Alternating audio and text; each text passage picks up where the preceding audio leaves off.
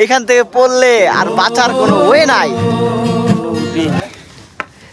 অবস্থা দেখলে বুঝা যায়। আমি আর নেক্সট টাইম আসবো না। আর ভিউ 100 কোটি টাকার, মাশাআল্লাহ। ফিলিংস কেমন একটু অডিয়েন্সদের জানান। আর দুইবার এবার চাই না। আসসালামু আলাইকুম ভিউয়ার্স, তো সকলে কেমন আছেন? আশা করি সবাই ভালো আছেন। আবারও আপনাদের স্বাগতম জানাচ্ছি আমার নতুন একটা ভিডিওতে। আজকের ভিডিওটা একটু ভিন্ন টাইপের হচ্ছে। ভিডিওটা হচ্ছে আমরা চন্দ্রনাথ পাহাড়ে কিভাবে উঠি আর এক একজনের মতামত আমি ভিডিওর মাধ্যমে তুলে ধরবো। অবশ্যই আমার ভিডিওর সঙ্গে থাকুন এবং লাস্ট পর্যন্ত ভিডিওটা দেখুন, ঠিক আছে?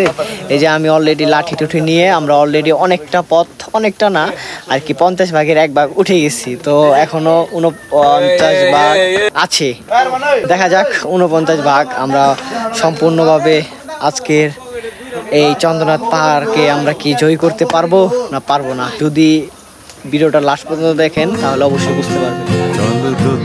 এই হচ্ছে চন্দ্রনাথ পাহাড়ের প্রথম ওঠার যে ভিউটা, আমরা এই চূড়ায় উঠবো।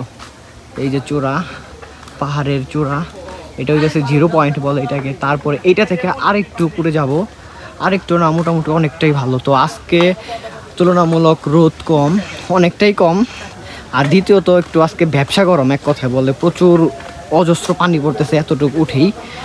হ্যাঁ, তো কি বলবো আপনাদের, খুবই সুন্দর এখানের ভিউ। আর তুলনামূলক পর্যটক আজকে দেখতেছি কম নাকি আসলে উপরে পর্যটক আছে ওইটা আমি আগে বলতে পারতেছি না।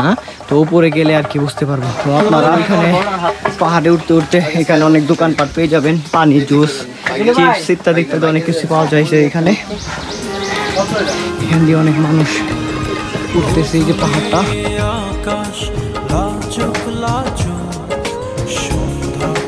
আপনারা এখানে না আসলে বুঝবেন না, মানে শরীর অটোমেটিক ছেড়ে দিবে।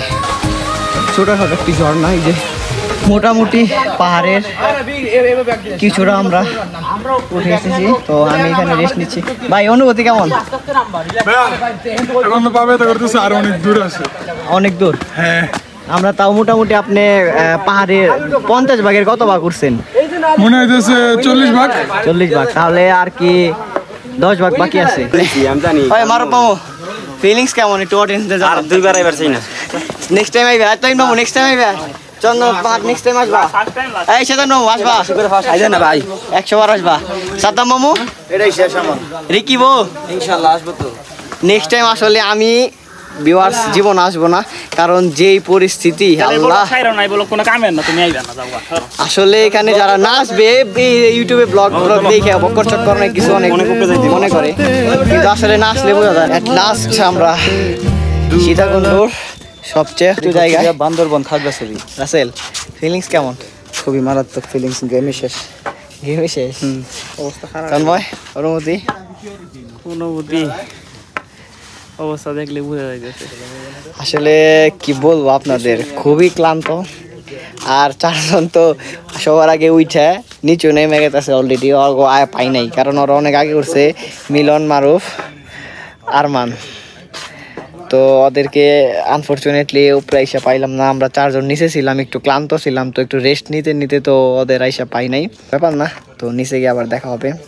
আর কি বলবো ভিউয়ার্স, আমি আর নেক্সট টাইম আসবো না, কারণ যারা ফার্স্ট টাইম আসে আমার মনে হয় না তারা নেক্সট টাইম আসতে চায়, কারণ খুবই কষ্টকর। শরীরে মনে হইতেছে 1 বালতি পানি চিপটাইলে মনে হইব, এই জার্সিটা চিপটাইলে মনে হইব 1 বালতি পানি ফালাইছি, ঠিক আছে?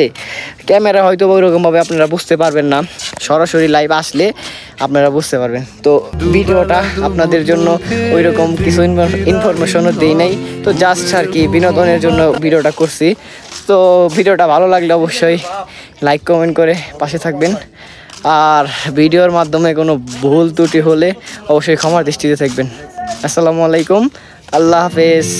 আমি মারো পারে দেব পাতে বিন্নি চালের ভাত সাথে, দুবেলা দুমুঠো খেয়ে তৃপ্তির আলিঙ্গন, উবের